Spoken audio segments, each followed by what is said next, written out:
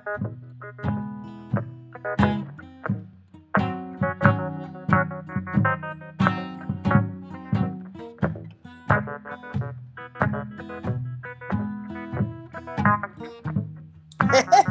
Bienvenue au podcast de la semaine! Qu'est-ce que tu regardes? Épisode 85.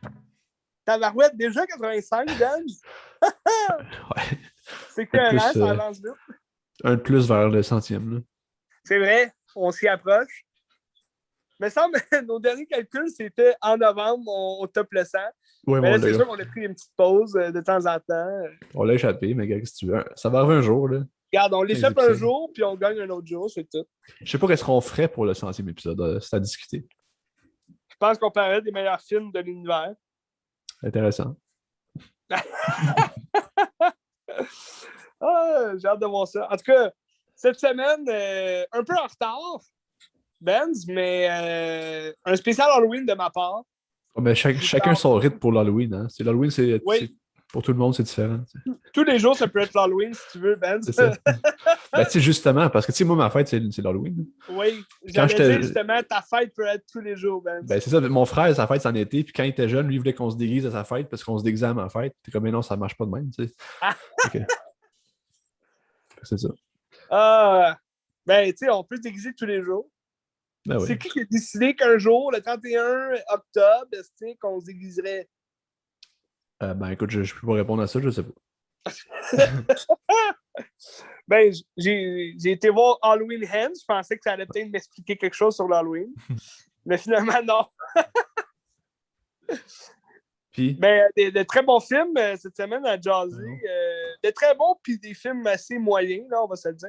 Mais C'est surtout dans les films d'horreur, ça va être que des films d'horreur quasiment? ça va être probablement que des films d'horreur ou de suspense que je vais te parler, principalement. J'ai plusieurs autres films que j'ai mis dans ma liste, là, que j'ai watché, mais je vais t'en parler sûrement dans les prochains podcasts. Là. J'ai pas mal de films, mettons, Amazon Prime, que je vais te parler sur un prochain podcast. J'en ai quelques-uns de Netflix. J'ai quand même pas tout écouté ce que j'ai dans ma liste de Netflix, mais je vais te faire aussi un spécial Netflix là, à un moment donné. Excellent. Mais c'est ça. Cette semaine, c'est principalement Halloween parce que je me suis concentré là-dessus. C'est le fun parce que c'est pas mal des films que j'avais jamais vus et que j'ai eu l'occasion de voir. Mais il y a d'autres aussi très bons classiques que j'ai réécoutés. Puis c'est le fun d'en jaser. Vas-y, parle-moi ça avec Halloween. Oui, Ends. je vais te parler. La grosse nouveauté, dans le fond, je vais te jaser. Halloween Hands. Donc, prends fin. Ça le dit, hein, dans le titre. C'est censé être le dernier, mais là, est-ce que c'est vraiment le dernier? On ne sait jamais. Ben, tu sais, David Gordon Green, il a dit qu'il pensait que ça allait être repris éventuellement, mais il dit j'espère pas tout de suite. C'est un petit moment après, puis d'autres gens vont le reprendre, puis ils vont faire d'autres choses avec ça. Ben, c'est ça. Je pense que ce qu'il y avait à raconter, il a closé ça. Je pense que cette fin-là est ouverte à une éventuelle suite, c'est sûr. Est-ce qu'ils vont reprendre une suite, un reboot de l'histoire de Michael Myers puis de Laurie Strode ou juste de Michael Myers ou est-ce qu'ils vont... on le sait qu'à la base, John Carpenter, son idée avec la série de films Halloween, c'était de faire juste plusieurs films sous le titre de Halloween, mais pas nécessairement avec des histoires reliées entre elles. C'est pourquoi les deux premiers Halloween, c'est sur Michael Myers puis Laurie Strode. Mais le troisième, c'est The Season of the Witch. C'est une toute autre histoire. Là. Ça n'a aucun rapport avec Michael Myers ni Laurie Strode. C'est Tom Skerritt qui combat des forces maléfiques là, de sorciers à travers les télévisions puis toute l'équipe durant la nuit d'Halloween.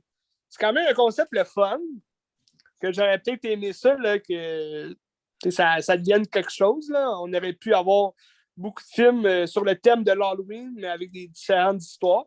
Est-ce que ça aurait été transformé peut-être en téléfilm, des films un peu bâchés? Chair de poule. Chair de poule, style chair de poule. Ou ben, ça aurait pu aussi devenir une série d'horreur extrêmement gore puis le fun à regarder. Mais quand même, à la suite de l'échec de Halloween 3, ils ont ramené Michael Myers, puis je trouve que c'est quand même une bonne chose parce que ça l'a fait une légende de ce personnage-là. C'est un personnage qu'on aime voir aussi à l'écran tout le temps. Ben, ça dépend pour qui. Là. Moi, je suis un grand fan de tous les films d'Halloween. J'ai tous les films d'Halloween chez nous. Fait que, d'avoir eu une nouvelle trilogie, justement, qui fait suite. Dans le fond, c'est une nouvelle temporalité. Là. Tu t'as compris, là, je t'avais expliqué à un moment donné là, toutes les différentes temporalités de certaines séries des films Halloween. Puis là, bon, cette temporalité-là, c'est seulement la suite, ben, je veux dire la nouvelle trilogie là, qu'ils ont faite. C'est la suite du premier film seulement. Fait qu'on a le film original en 1978, puis là, on tombe à celui qu'ils ont fait en 2018 où Michael Myers, il s'échappe à nouveau, puis il recourt après Laurie Strode, que là, maintenant, c'est une grand-mère, puis elle est un peu folle. T'sais. C'est comme la folle du village, tu veux. Le premier, 2018, j'avais quand même bien aimé. Je sais que toi, tu n'avais pas tant trippé. Ben moi, j'avais aimé l'aspect hommage, mais je trouvais que Ouais, ça dépassait pas l'aspect hommage, justement, puis c'était juste comme des clins d'œil, puis c'était le fun. Il y avait des ouais. kills efficaces, sauf que, tu sais, c'était pas génial. Non, c'est ça. Ben, l'histoire restait quand même simplette. Là. C'était basique comme scénario. C'était pas. C'était ce qui est basique d'aujourd'hui, de ce qu'on connaît de tous les requels qu'on parle depuis quelques années. C'est sûr que c'est un des premiers qui a amené justement ce terme-là de resuite, vu qu'on oublie tout ce qui s'est passé avant, puis on repart une nouvelle temporalité, si tu veux, par rapport au premier film. Là, après ça, ils ont fait Halloween Kills en 2019. Non, 2020. Est-ce que c'était le meilleur Halloween? Non. Il y a beaucoup de critiques qui disaient que c'était le pire Halloween parce que, bon, il y a des scènes un peu inutiles là, dans ce film-là. Moi, j'avais quand même apprécié parce que j'aimais qu'on retourne dans le passé, justement.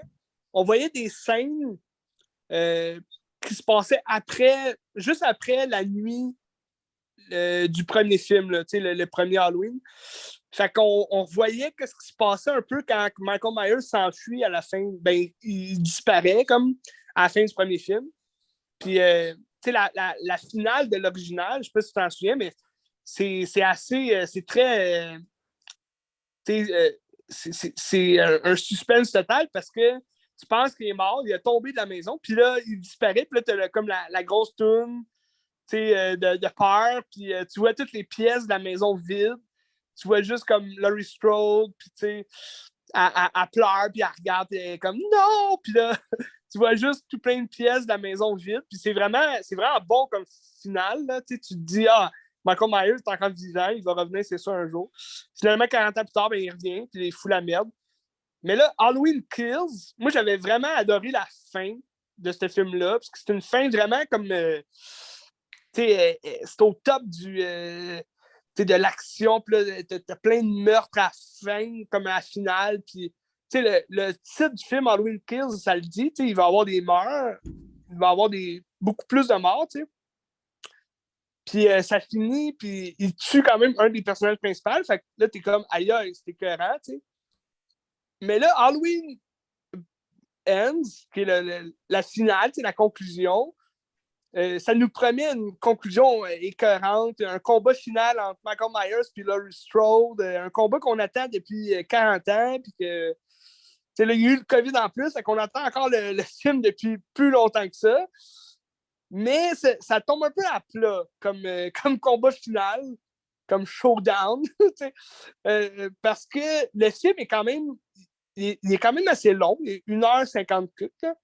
Puis ça, je me plains pas de ça. C'est le fun, parce qu'un film d'horreur, souvent, c'est 1h30. Il n'y a pas vraiment de scénario. Il n'y a pas vraiment de backstory des personnages.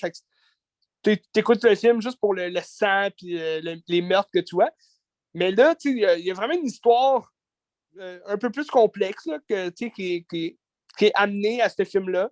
C'est juste que la faiblesse du scénario, c'est que ça se passe genre 2 ans après la finale de Halloween Kills. Fait que t'as comme au début du film, ça commence, c'est comme 1 an après la finale, où ce que Michael Myers, il a juste tué le personnage principal, puis là, il est parti, genre. Ben, un des personnages principaux. Là. Je dirais pas qui, parce que je veux pas spoiler si jamais des gens n'ont pas encore vu, là, mais tu sais, comme, il s'enfuit, puis là, t'as 1 an plus tard que les gens savent toujours pas où est Michael Myers. Il a tué plein de monde 1 an auparavant, puis là, il est disparu.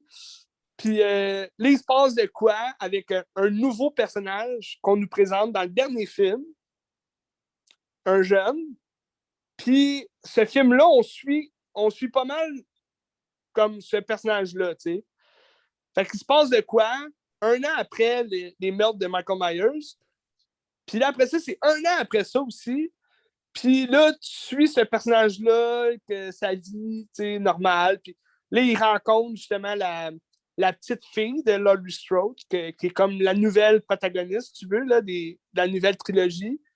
Puis là, tu as Laurie Strode, elle est en paix avec tout ce qui s'est passé. Puis tu sais, Michael Myers est disparu, il n'est pas mort, il ne sait pas il est où, mais elle est en paix avec tout. Puis là, elle essaie d'aider ce gars-là, parce que lui, il a vécu quoi au début du film de ce qu'on voit. Fait que là, tu sais, c'est long quand même. C'est vraiment un slow burn là, qu'on appelle. Là.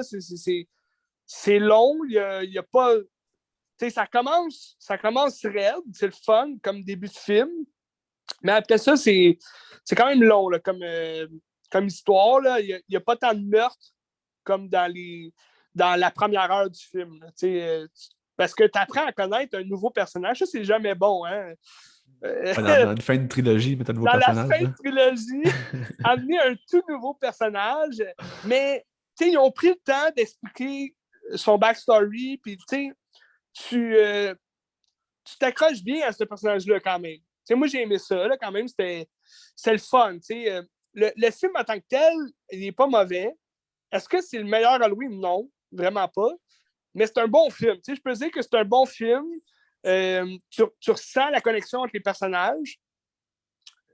Puis Michael Myers, par exemple, il est comme on the side. C'est sûr, il est là, mais c'est vraiment pas le personnage principal du film, puis ça aurait dû être lui. Ça aurait dû être le combat qu'on attend entre Laurie Strode et Michael Myers, puis on aurait dû suivre Michael Myers tout au long du film, mais ils ont amené un nouveau personnage que ça va dans le même effet que toutes les autres grandes séries de slasher où ils ont été à un moment donné.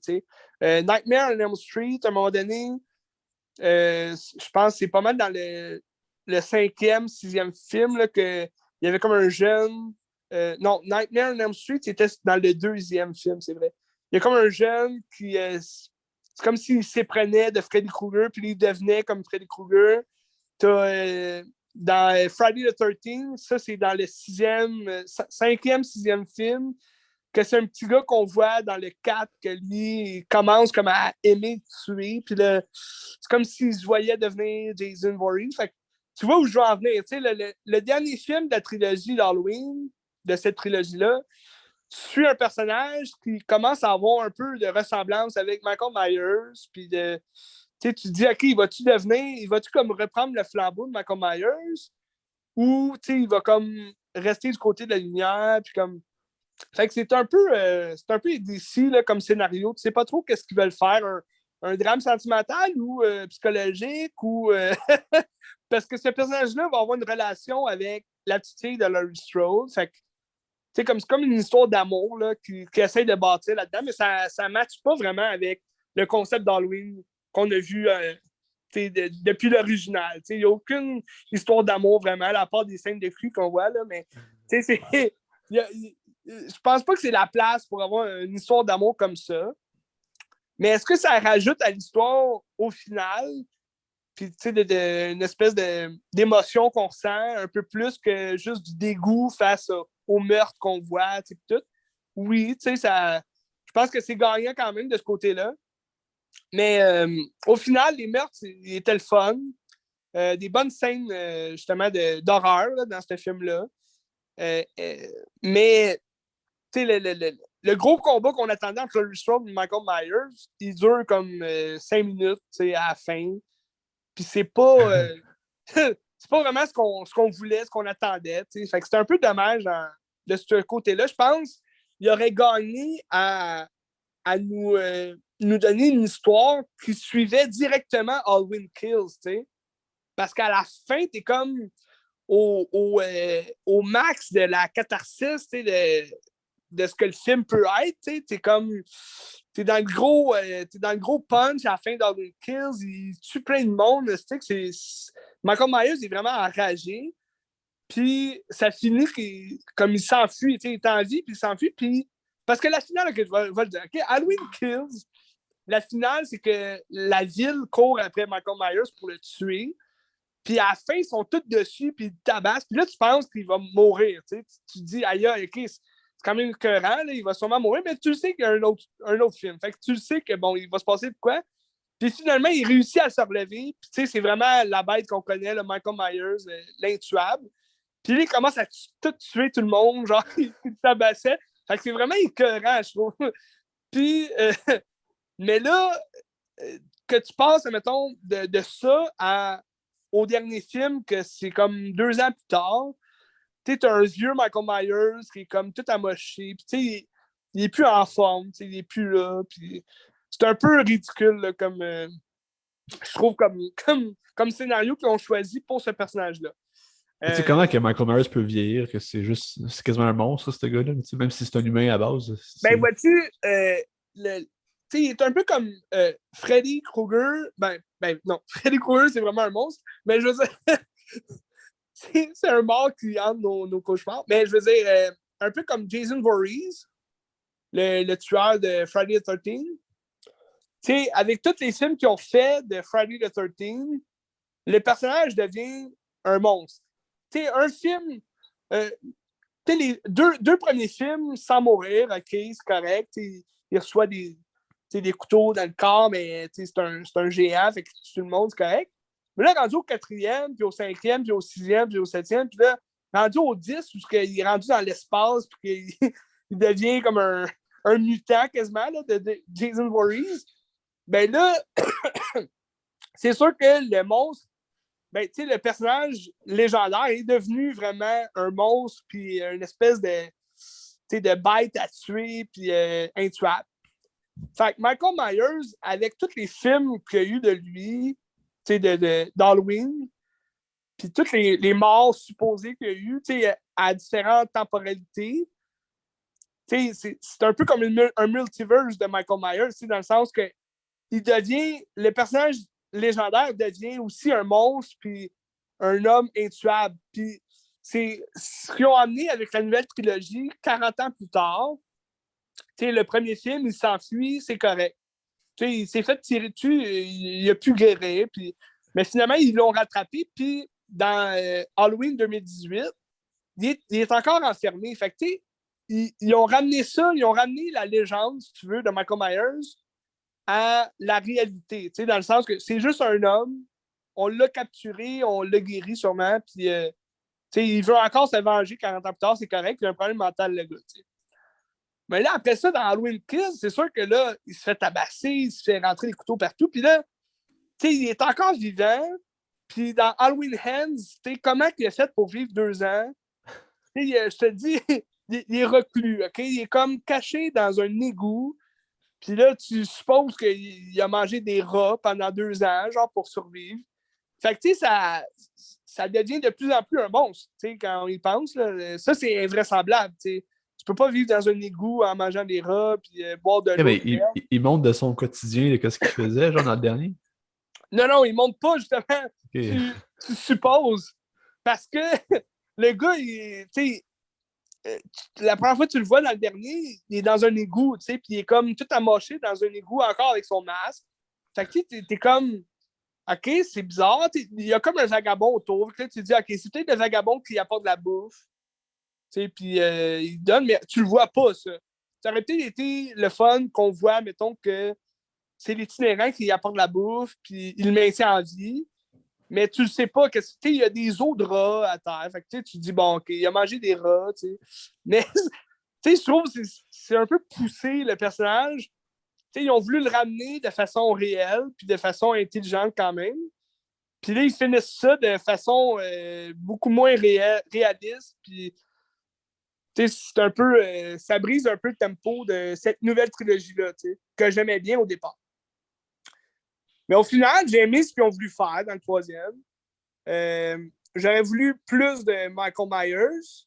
J'aurais voulu que ça ait un peu plus rapport avec les deux premiers films. Parce que là, tu sens que c'est vraiment un film mis à part, puis comme une conclusion bizarre. Puis en même temps, ils ont peut-être voulu aussi reprendre, faire un hommage à Halloween 3, dont je te parlais, qui est le mouton noir de la série de Halloween.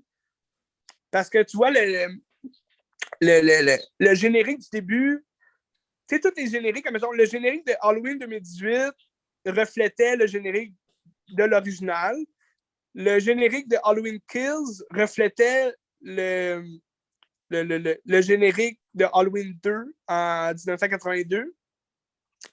Puis, le générique du dernier reflète beaucoup le générique de Halloween 3.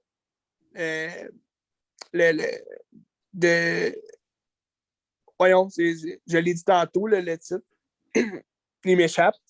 Season of the Witch. Fait que, tu sais, comme Season of the Witch, t'as comme plus les couleurs vraiment orange là, du titre Halloween. C'est comme bleu ciel, bleu un peu space. Puis là, le dernier film, Halloween, ben, c'est ça. Les écritures sont bleues. C'est plus comme rétro des années 80. T'sais. Fait qu'ils ont voulu ramener ça. Puis je pense, dans la forme scénario, c'est un scénario qui se détache pas mal des deux premiers films qu'ils ont fait. Je pense qu'il y a un lien à voir. Là. Ils ont voulu comme s'éloigner encore plus des deux films pour rappeler peut-être le troisième film qui était vraiment Nowhere, puis que le mouton noir. Mais en même temps, ils ont voulu faire quelque chose de différent, de nouveau. Fait que, tout ça, je trouve que ça vient rappeler justement le Halloween 3.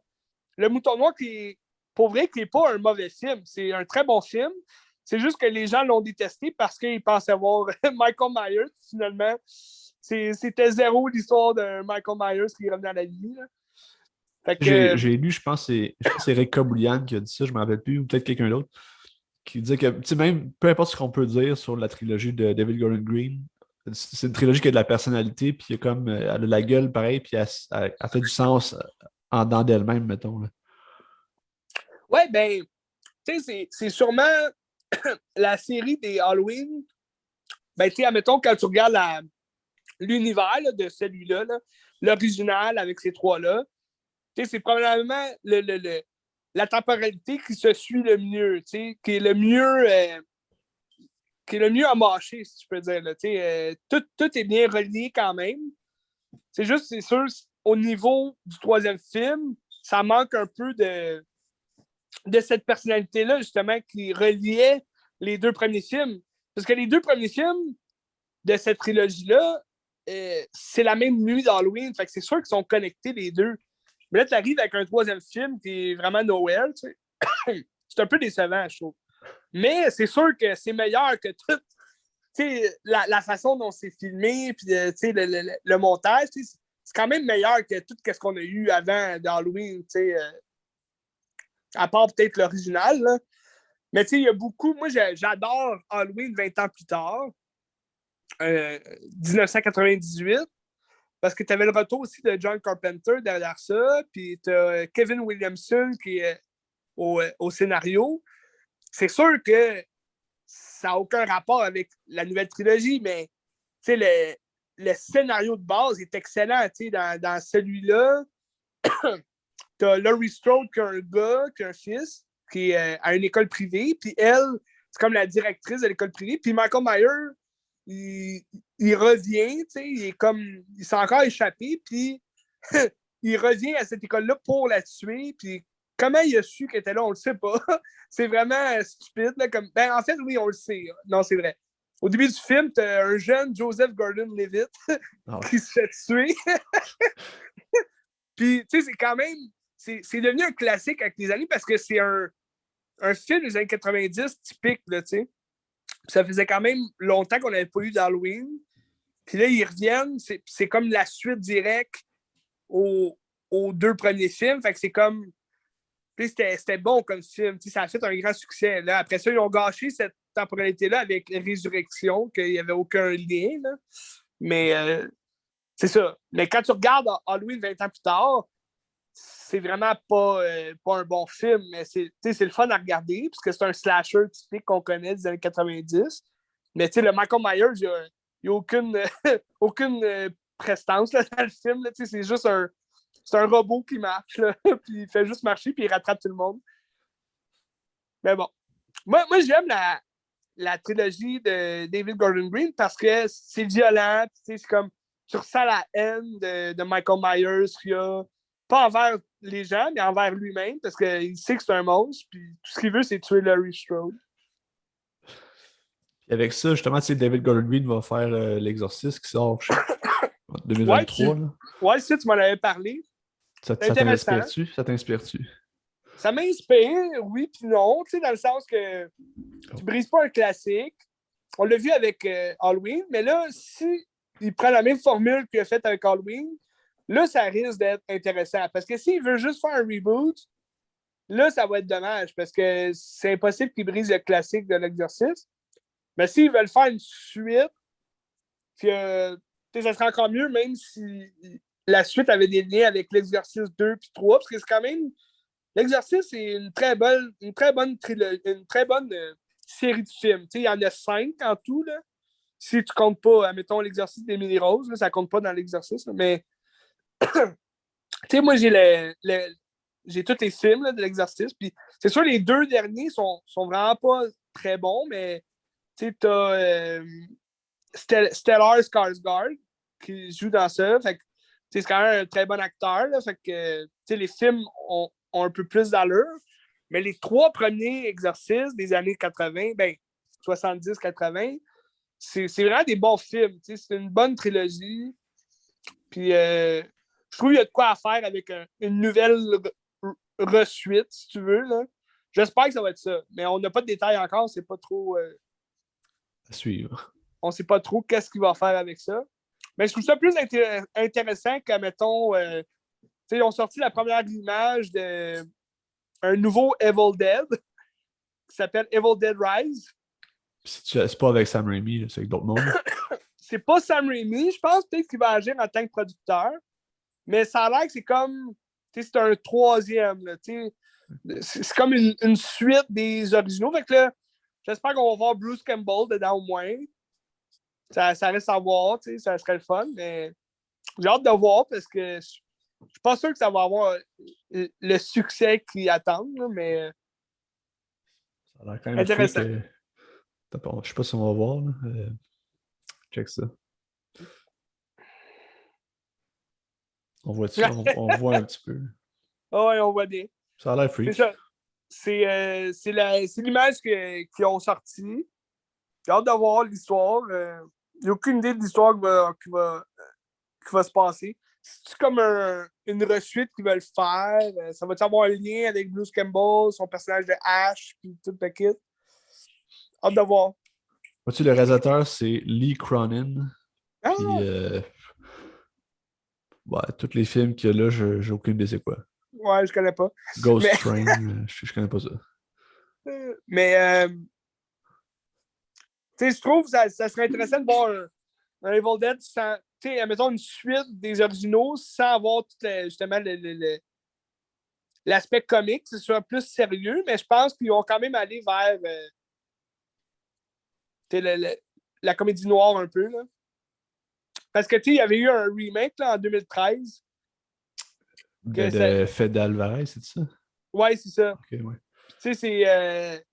C'était bon. Là. Il n'y avait aucun aspect. Il n'y avait aucun aspect de la comédie noire, justement, des premiers Evil Dead. Puis je pense que c'était gagnant pour ce film-là, parce que c'était vraiment dark, puis c'était creep, puis c'était vraiment gore aussi. Là. Fait que j'ai hâte de voir le nouveau, mais en même temps, c'est ça. Si lui est bon ou mauvais, ça va dépendre aussi. Ça va dépendre aussi de comment David Gordon Green fait le nouveau Exorciste. Tu sais. Ouais. À suivre. À suivre. Je vais checker, je pense que c'est comme au mois de mai ou quelque chose comme ça. Il est censé sortir au mois de mai? Ben, tant peu, je vais aller voir. On va avoir des nouvelles bientôt dans ce cas-là. 2023. Ah, il n'y a pas de date. OK, parce que le nouveau Evil Dead sort en avril. C'est avec Ellen Burstyn qui va jouer dedans. Ah bon, ben elle revient du. Ouais. C'était elle, la petite fille. Ah, c'est vrai, je savais pas. Dans le premier, ouais. Ah, ouais, je savais pas. C'est elle, la petite fille. Fait que c'est le fun. Fait qu'on peut s'attendre peut-être à un même style que Halloween que c'est. Mais c'est ça. C'est sûr que Halloween Hands, ça ferme pas les portes totales à l'histoire. Ben, ça ferme les portes totales à l'histoire de Laurie Strode et Michael Myers. Mais on sait pas qu'est-ce qu'il va y avoir avec la suite. Fait que dans le fond, ça finit pas pour vrai. C'est pas un vrai film, là. Ben, c'est pas. C'est pas. Qu'est-ce que tu veux dire par là? Halloween ends, puis ça finit pas. Tu sais, c'est quoi le but? En fait, ça finit l'histoire de Laurie Strode puis de Michael Myers. OK. Mais, est-ce que ça ferme la porte à des suites? Non. Parce qu'il pourrait avoir une suite. Totalement. Puis il va en avoir. Fait que... Il va sûrement en avoir, puis on s'en reparlera. Parce que, tu sais, même, Freddy Krueger, il va avoir une suite. Friday the 13, je pense que c'est Peacock, là, ils ont acheté les droits, puis A24 vont faire un prequel, une série de prequel de Friday the 13. Fait que je sais pas où c'est qu'ils vont aller avec ça, mais en tout cas, hâte de voir, là. Ah, intéressant. A24, c'est quand même, ouais. J'ai hâte de voir, là. Hâte de voir tout. OK, là, il reste 3 minutes à notre enregistrement ici. Ouais. Je pourrais commencer un film rapidement puis le finir dans l'autre. Ben oui, vas-y. Je vais aller avec mon coup de cœur, je pense. Parce que j'ai 2 films, fait que OK. un des deux. Les 2 sont très bons, mais là, c'est un film de Park Chan-wook. Park Chan-wook! On connaît surtout pour Old Boy. Oui. Puis, j'ai-tu vu autre chose de lui? Je pense que j'ai rien vu d'autre qu'il a fait. Ça s'appelle Thirst avec l'acteur qui joue dans Parasite. Là. Comment il s'appelle? Ouais, Jerry Boulet. C'est tant peu, moi, t'as trouvé. Song Kang-ho. Song Kang-ho. C'est le père dans Parasite, puis il joue aussi dans l'autre film que j'ai regardé. Ouais, très bon acteur, incroyable. Memories of Murder. Memories of Murder de Bong Joon-ho, justement, qui a fait Parasite. Dans le fond, c'est ça. Thirst, tu sais-tu un peu c'est quoi? J'avais lu, à un moment donné, je ne l'ai jamais vu. Mais ça m'intéresse beaucoup. J'ai hâte d'entendre ce que tu as à dire. Mais toi qui aimes les films de vampires, c'est un film de vampires. Ouais, c'est ça. Puis à la base, ce film-là, c'est une adaptation de Thérèse Raquin d'Émile Zola. OK. Qui est un roman de. Attends, je l'ai ici, là. Peu importe, je l'ai quelque part là, mais c'est un roman des années 1800. OK. Dans le fond, c'est un frère et une sœur qui sont mariés ensemble. Ou c'est comme pas vraiment sa sœur, c'est comme sa sœur adoptive un peu, puis ils sont mariés ensemble, puis là, il est comme à son service un peu, puis il est comme négligé. Puis la fille tombe amoureuse du meilleur ami de son frère, puis là, il concocte un plan, puis il tue le frère pour pouvoir vivre leur vie. Mais là, la mère a fait comme un AVC ou elle a un accident, puis elle devient comme paralysée, mais elle est consciente de tout, mais elle parle pas, puis elle bouge pas. Puis là, un moment donné, il se passe des affaires, puis elle se rend compte que c'est les deux ensemble qui ont tué le fils, puis elle essaye de parler, mais là, ça marche pas, puis il y a toujours le fantôme du fils qui revient les hanter. C'est comme si la mort était sur leur conscience tout le temps, puis il faut qu'ils vivent avec ça. Fait que c'est comme leur relation amoureuse est compromise à cause de ça, parce qu'ils peuvent pas comme vivre à travers ça. C'est comme s'ils sont toujours hantés, c'est comme si on peut pas vivre ensemble parce que on a le spectre de la mort qui nous suit, puis ça gâche notre relation. Puis là, dans cette histoire-là, dans le fond, le personnage de Song Kang-ho, c'est un gars, c'est un médecin, je pense, qui va faire de la médecine humanitaire en Afrique. Là, il fait un traitement expérimental pour voir si ça fonctionne pour une maladie qui tue plein de gens. Puis en ayant une transfusion de sang, genre, il devient un vampire. Puis c'est un peu ça. Puis là, la copine avec qui est genre la sœur du gars qui ont tué, elle aussi, elle a comme un problème parce qu'elle pogne la maladie qu'il y avait en Afrique. Fait que là, il s'est dit, gars, je vais lui donner mon sang de vampire pour qu'elle devienne vampire. Mais après ça, t'as comme 2 personnages vampires qui ont des backgrounds différents puis qui ont des philosophies différentes de la vie. Fait que là, comment tu réagis à être un vampire et avoir ce pouvoir-là? Puis le but, c'est pour survivre, pour enlever ta maladie, il faut que tu bois du sang. Fait que là, qu'est-ce que tu fais? Est-ce que tu vas tuer des gens ou tu trouves d'autres façons de le faire pour subvenir à ton besoin de sang? C'est toute une notion philosophique à travers ça, puis à travers toute l'histoire de Thérèse Raquin aussi qui est ajoutée à ça. Je trouve ça vraiment excellent. C'était très, très, très bon. Ben, ça a l'air bon. Ouais. Puis, tu sais, le style est beau, c'est le fun. C'est un film qui est accessible, c'est un film de 2009, je pense. Ouais. Ouais. D'ailleurs, Park Chan-wook qui vient de sortir un film, là, Decision to Leave, c'est ça, Decision to Leave, que j'imagine ça doit jouer à Montréal en ce moment, mais je suis pas sûr. Ça joue quelque part. OK. Puis ça vient de sortir de Park Chan-wook, que t'as vu Old Boy, hein? T'as vu? Ouais, ben oui. Ok, c'est ça. Ben, c'est lui. Je Puis, tu sais, je trouve qu'il y a un c'est lui cinéma aussi, me semble, c'est lui aussi, me semble, de Mademoiselle, Mademoiselle? des Hate Men. Hate Men. Mademoiselle? Ouais, Mademoiselle, que j'avais vu ça à Cannes en 2016. Ok, je vais aller voir, un peu. 2016. Ah, Mademoiselle, Handmaid, ok, oui. Handmaiden, oui, oui. Hate Men. Agassi en Agassi! japonais. Mais ça, c'était excellent aussi comme film. Tu te rappelles que je t'en avais parlé? Tu sais, c'est comme ça se passe au 18e siècle, genre. C'est des familles, là, femmes de. Ouais. Dans le fond, c'est une servante un peu, là, pour une famille riche qui vont se marier, tu sais, deux personnes qui vont se marier. Puis là, la femme.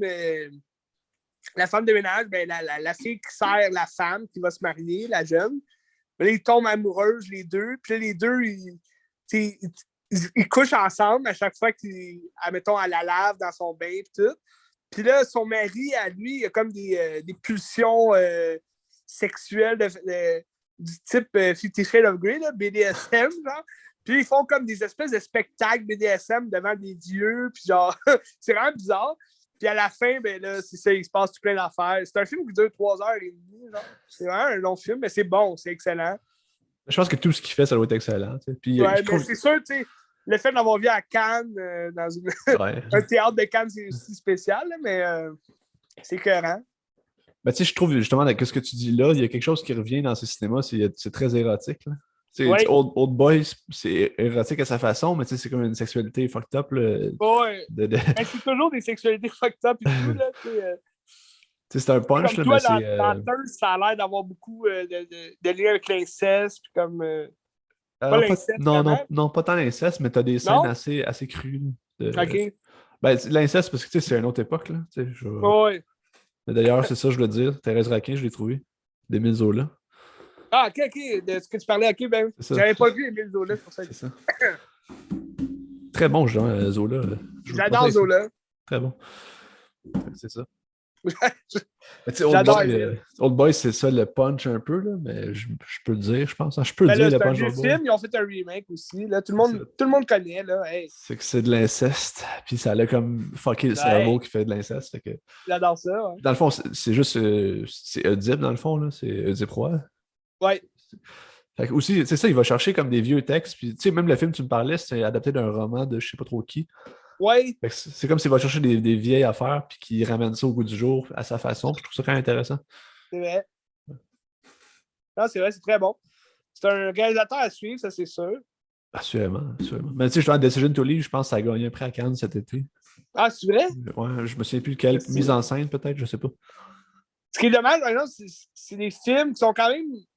Tu sais, j'aimerais ça, mettons, qu'ils jouent au cinéma pas de chez nous. Ouais, mais les films, tu sais, c'est des types Criterion aussi, là, à chaque fois. Fait que, tu sais, c'est comme des films d'auteur. Hein.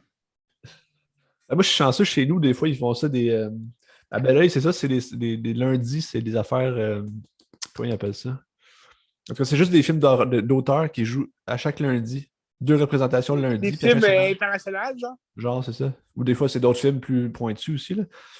Mais c'est le fun parce que ça nous donne accès à ça, même si c'est pas tout le temps, tu as le lundi ben où oui. tu fais ça, puis on peut le mais voir. Mais ça attire aussi le public qui est un peu moins blockbuster. Souvent, le cinéma, il est fait. C'est sûr, le cinéma, c'est un spectacle. Fait que c'est fait pour les gros films à succès. Blockbuster, mais. C'est comme si on dit que le public UP, c'est juste à Montréal, c'est là qu'ils ont le droit de voir les films. Il y a un public pour ça partout au Québec. Là. Je suis en région aussi, des gens on veut voir ça, puis ils ont pas accès à ça, c'est plate. C'est comme, mettons, Viking récemment, je voulais aller le voir, mais il joue déjà plus chez nous. Il est resté comme 1 semaine et demie, genre. Puis, sûrement 2 semaines, là, j'étais parti en voyage, fait que j'ai pas pu le voir finalement, mais on va le voir, mais qui ça, regarde. On n'est pas chanceux, le cinéma québécois. La vie est jeune, mais elle va mourir un jour, puis c'est tout. tout cas, j'espère qu'ils vont faire un DVD de Vikings parce que c'est important. Je veux l'avoir. Ben, c'est sûr qu'il va y avoir un DVD. Est-ce qu'il va y avoir un Blu-ray? Ça, c'est bien rare. Tu sais, pour les films québécois, là, c'est bien rare. J'ai vu des Blu-ray de. Ouais. Tu sais, j'ai Bon Cop Backup. Bon Cop Ouais. Backup 2, puis La Petite Reine. La Petite Reine, il avait fait un Blu-ray. Menteur, ils en ont fait. Mais tu sais, c'est souvent les gros. C'est quoi cette Menteur, maison-là? ouais, C'est des films CV, dans le fond, qui ouais, n'existent plus, là. Mais... c'est ça n'existe plus, mais Ok. ça va de. Mais c'est qui les a rachetés? Est-ce que. Il me semble qu'il y a une compagnie qui les a Ben, rachetés. je sais que le gars des films CV, c'est Patrick Larouche, je pense. Et. Il a réussi à récupérer le catalogue, puis avec une nouvelle boîte de prod qu'il y a déjà. Là. Ah, c'est le fun. Je sais pas s'il y a les mêmes budgets, par contre, c'est ça l'affaire, mais en tout cas, on verra. Non, je sais pas, hein. On va suivre ça de près. Ouais. Fait que c'est ça, Park Chan-wook, Thirst, avec Ouais. Song Kang-ho, très bon acteur. Petit Là. film. C'est ça, je vous Ben, le conseille. toute sa filmographie, c'est à conseiller aussi. Je sais pas si ça se trouve quelque part, ce film-là. Thirst? Je vais checker voir sur. Ben, j'aurais voulu le trouver à un moment donné, mais je l'avais vu comme sur Amazon.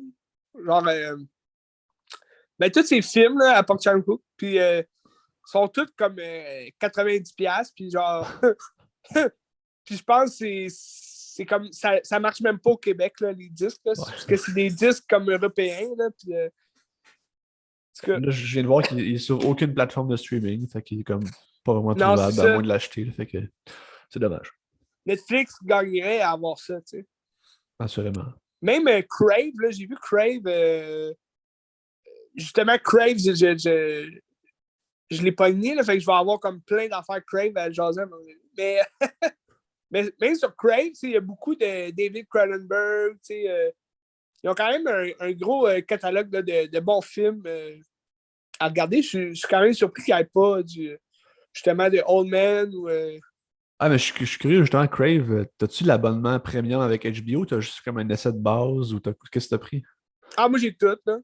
Puis Je ça, ne sais pas c'est quoi j'ai pris, mais j'ai toutes les affaires d'HBO. puis c'est genre 20$ par mois, à peu près? Non, pas tant, ça peut. Ah non, ok. Ben, il me semble que non, ça peut. C'est quand même beaucoup, 20$, là. Ouais, c'est ça. Quand tu te compares à Disney. Puis... Ben, moi, je l'ai pris pour un an, là. Ah, Je ok. vais aller voir mon. Ok. Non, ça me revient à genre 10$, là, je pense, par mois. Ah, ok, c'est pas super. Ouais. Puis t'as accès à toutes les choses HBO qui jouent en ce moment, genre. Ouais, tout. Ah, ok. Tu sais, comme là, je vais bientôt commencer Peacemaker, la série de James Gunn a faite, tu sais. Ok. Qui suivait son Suicide Squad. C'est quand même intéressant là, de parler de ça. Et il y a plein d'affaires, tu sais, justement. House of the Dragon, je vais pouvoir l'écouter là-dessus. Ben hâte de jaser tout ça. Chucky aussi, il y avait, tu sais, la série Ouais. Chucky. Ça m'intéressait, ça, quand même. J'aurais voulu l'écouter pour l'Halloween, mais regarde. On ne choisit pas qui l'on est. Bref, je te parle-tu d'un de mes meilleurs films d'Halloween? Vas-y. Je pense que c'est un film que tu as déjà vu. Ben, c'est un réalisateur, un de mes meilleurs réalisateurs au monde, Tim Burton. J'ai tout vu les films de Tim Burton. Je Ok, parle ça, bien j'ai sûr de Beetlejuice. Ah, ben t'as juste. Beetlejuice. Très bon film d'Halloween. Ça, c'est un film que j'écoute à chaque Halloween. Puis je me rappelle pas si je t'en avais déjà parlé au podcast. Mais. Bah, sûrement, mais ça fait. Moi, j'ai déjà parlé, mais ça fait des lunes. Ah ouais, ça fait un bout, hein, quand même. Ouais. Mais c'est un très bon film à regarder. Moi, je le conseille à tout le monde. Puis même, c'est un film à regarder à tout moment. Ben moi, oui. je l'écoute à l'Halloween parce que c'est le concept, là, Beetlejuice. C'est. Mais tu sais, c'est la genèse de Tim Burton aussi, c'est ça qui est intéressant. Ben oui, c'est ça. C'est là où tout son espèce d'univers a commencé. Puis tu retrouves aussi tout de ce film-là. C'est un film, je pense, c'est 89, si je ne me trompe pas. Là, Beetlejuice? 87. Ouais. 87, peut-être. 87, 89. Je vais aller vérifier. Mais c'est son Mais, premier film, Beetlejuice, me semble. Hein? Oui, son premier grand film. Puis C'est son premier film tout court, là. 88. il n'avait pas fait de court-métrage avant. Ben oui, des courts-métrages, mais son premier long. Là. Ouais, non, c'est ça, son Ouais. premier long-métrage, c'est ça.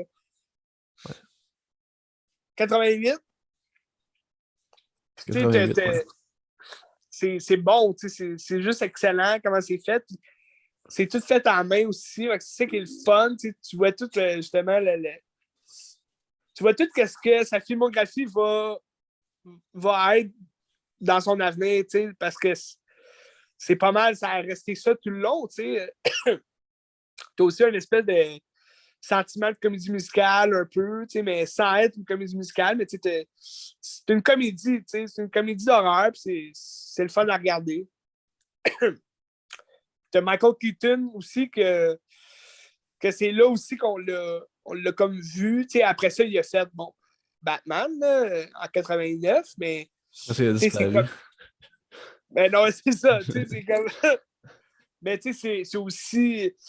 il a fait des films avant, mais c'est Beetlejuice qui a quand même propulsé Michael Keaton à un autre stade là, en tant qu'acteur. Puis, mais juste le concept du film, il est le fun à regarder. Beetlejuice, c'est un démon qui essaie de s'enfuir là, de l'enfer, ou qui essaie d'en rentrer plutôt là, dans l'enfer, puis d'être comme un démon libre, mais c'est pour ça il faut qu'il joue avec l'espèce de mentalité des fantômes là, qui essaie d'avoir son aide. Fait que c'est un traître, dans le fond, là, c'est un traître, mais on l'aime pour ça. C'est un antagoniste qu'on.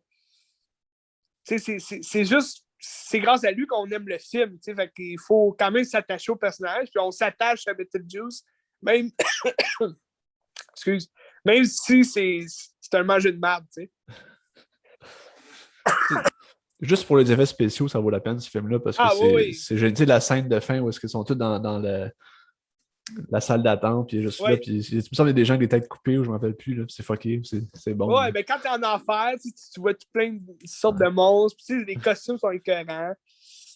Puis t'as Alec Baldwin, qui joue justement le fantôme avec sa femme, j'oublie son nom, mais... C'est-tu la mère dans Home Alone, c'est ça? Non, c'est pas elle. Ben, c'est la mère de... Elle, c'est la mère de Winona Ryder. Oui, ok, c'est ça, ok, oui. Ouais, c'est ça, mais Alec Baldwin, puis c'est Gemma... T'en peux, je l'ai ici. Ouais, j'oublie son nom. Gina Davis. Gina Davis. Eux, c'est le couple de fantômes qui essaie de faire partir justement la nouvelle famille qui prennent possession de leur maison. Puis là, c'est pour ça qu'ils font appel à Beetlejuice, mais quand ils sont en enfer, ils se transforment avec une tête, ils ont une tête toute décollissée. c'est vraiment drôle, c'est le fun à regarder. C'est pour tout âge, même les jeunes, ils vont rire en voyant ça. C'est pas... Ça fait pas peur au point de faire crier les enfants. Là, ils vont trouver ça drôle, plus. J'en fais appel à mes amis de Stranger Things pour découvrir une jeune Winona Ryder. Ouais. Avant qu'elle ait son rôle ou avant qu'elle dérape dans je sais pas trop quoi après ça. Là, mais... Tim Burton a quand même propulsé aussi sa carrière à elle parce qu'après ça, elle a fait Edward Scissorhands. Ouais. Puis l'a quand même mis sur un autre stade. Puis là, bon, on la connaît pour d'autres films aussi, là, mais... Dracula, plein de films de même, là, ça ne me vient pas à la tête, mais très bonne actrice.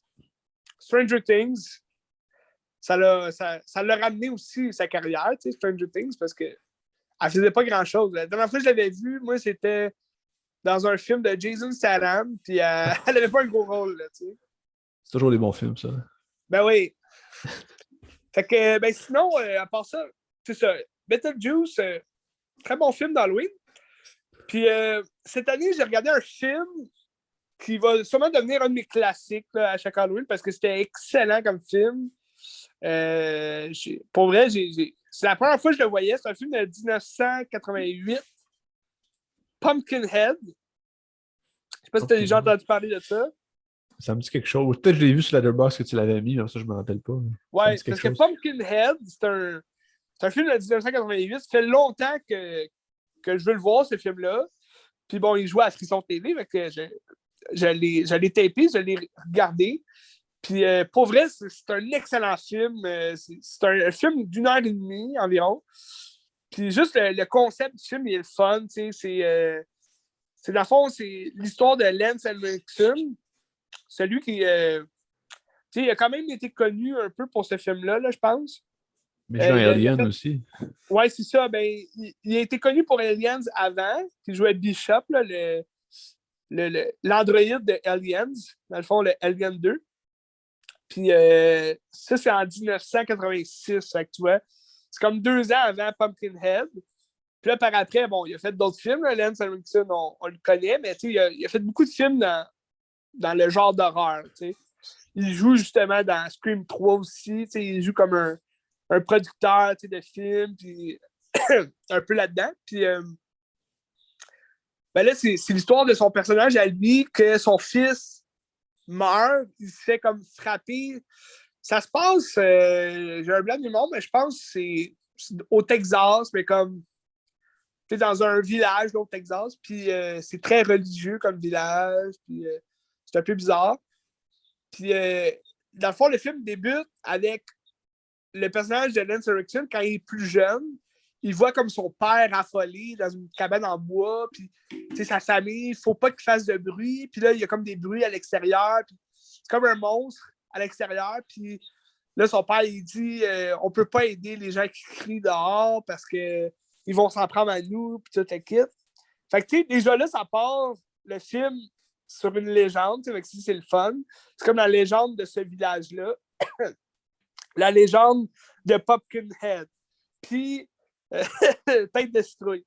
Puis, là, on arrive quand Lance Henriksen, il est plus vieux, il a un fils, genre de 6 ans.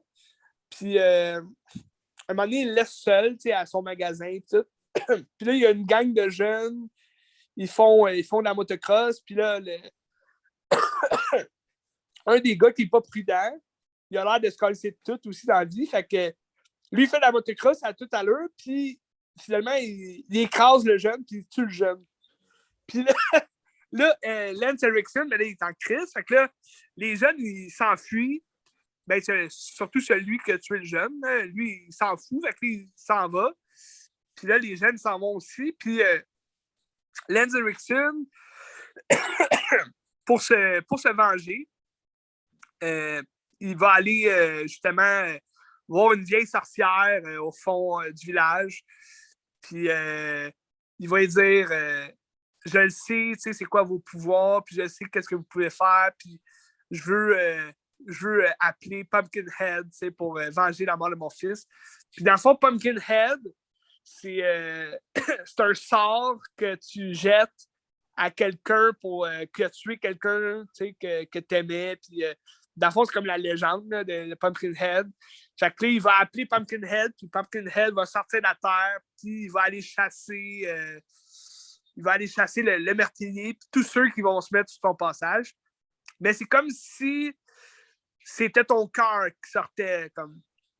C'est comme si Lance Henriksen avait transporté son cœur dans le Pumpkinhead, puis Pumpkinhead, s'il meurt, ben là, Lance Henriksen, il meurt aussi, tu sais. Ou il a le choix, s'il veut tout arrêter, il peut se tuer, puis le Pumpkinhead s'en va. Ou, à la fin, si tout est terminé, ben là, il devient Pumpkinhead, tu sais, comme il va comme se transformer en monstre, puis il va comme partir dans la terre. Fait que, c'est ça. Fait que, mais au moins, tu as ta vengeance, tu sais. Fait que là, c'est lui, il va appeler Pumpkinhead, puis le Pumpkinhead, il va chasser. Tu sais, c'est vraiment un scénario simple. C'est un court film. Ça passe vraiment vite, mais c'était bon à regarder, c'était le fun. T'as des belles. Un beau jeu de lumière aussi, avec les orages dehors. Puis, ça se passe souvent. Ça se passe pas mal dans le bois, là, comme dans. Parce que les jeunes sont dans une maison en bois, fait que Pumpkinhead sort, puis là, c'est comme un monstre dans la forêt. Là. C'est un peu. Mais c'est bien fait, c'est fait à la main, c'est le fun. Puis là, après ça, ben, il y a des suites à ça. Là. J'ai regardé toutes les suites, là. C'était comme un spécial Pumpkinhead. Mais c'est vraiment poche, là. Les suites, c'est vraiment pas bon. Est-ce que ça fout la trouille? Ben, pas tant, tu sais. Ben, le premier film, la première fois que tu vois les monstres, ben, le Pumpkinhead, c'est assez spécial, tu sais. Mais tu le sais que c'est fait à la main, tu le sais. Mais j'imagine quand c'est sorti, ça avait fait fureur, j'imagine, parce que c'est quand même spécial à voir, puis c'est le fun, c'est un film de monstre, tu sais. Puis c'est quand même dégueu, là, le monstre, c'est quand même pas beau, mais c'est un bon film. Je dirais que c'est un bon film.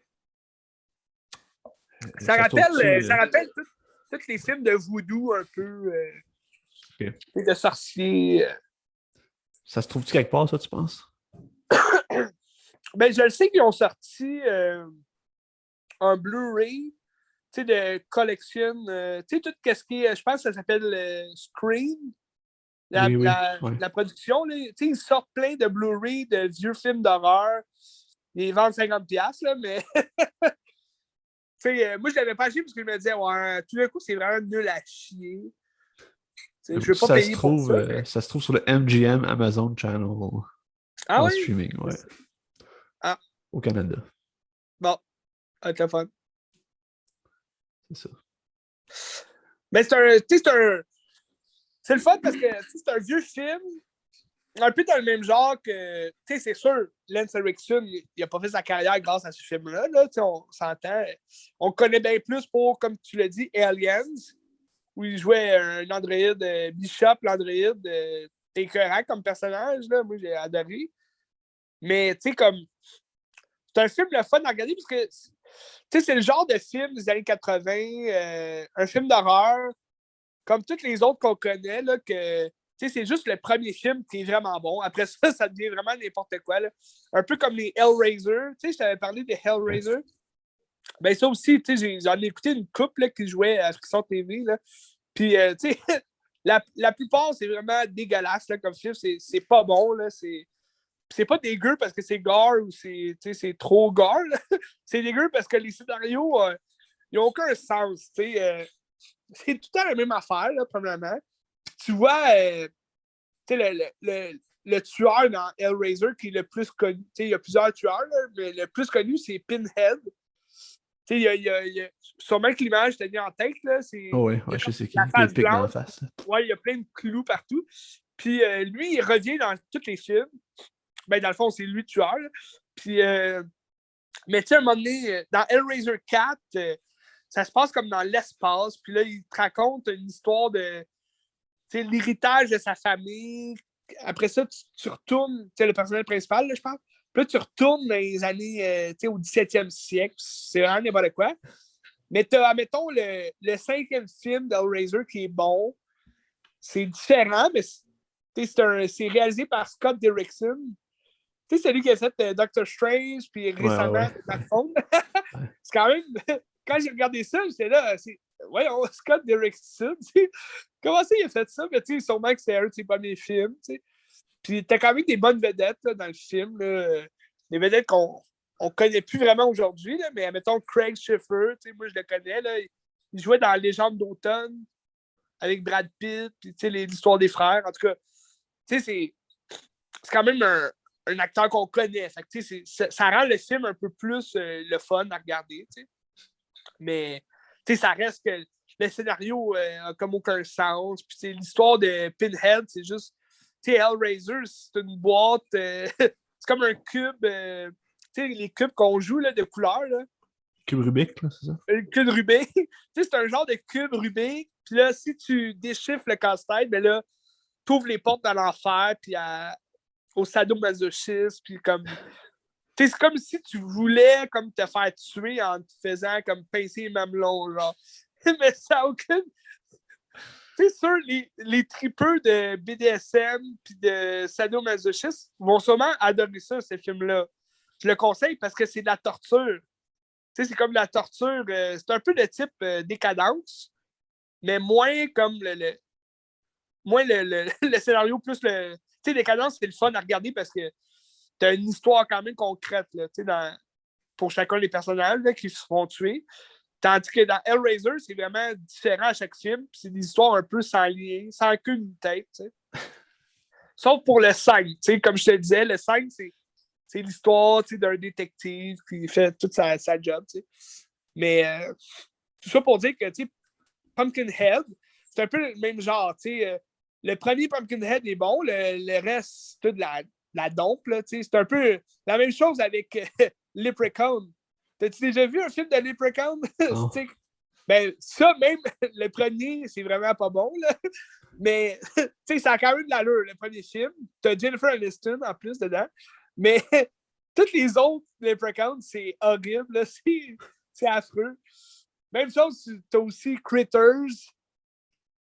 Ouais, non. Non, j'ai pas Quoi? vu. C'est comme des petits monstres extraterrestres qui descendent de l'espace. Tu sais, t'as Leonardo DiCaprio qui joue dans Critters 3, tu sais. Un jeune Léo DiCaprio. Mais ça n'a aucun sens comme film, c'est vraiment pas bon. T'as Children of the Corn aussi, c'est la même affaire. Des enfants tueurs, tu sais, c'est comme fun. Les enfants du maïs tueur, tu sais. Mais bon, c'est des bons films à se taper dans le temps de l'Halloween, tu sais. C'est intéressant. Oui. Non, fais ce qu'on peut. Je pourrais enchaîner, vu que tu as parlé d'un enquêteur de police qui enquête et qui fait sa job. Oui. J'ai un film qui c'est exactement ça. C'est mon dernier film de la semaine. Et attends, Ben, juste avant, je vais te parler d'un autre film. Vas-y. Dans les années 80. Parce qu'après ça, je vais passer à un autre bloc. Là. Okay. Mais aussi, un autre film des années 80 que j'ai regardé, je pense que c'est 88, celui-là aussi. Je suis pas sûr, mais Killer Clown from Outer Space. Je sais pas. T'as-tu déjà entendu parler de ce film-là? Tu sais, ça a l'air d'un titre de David Lynch, genre.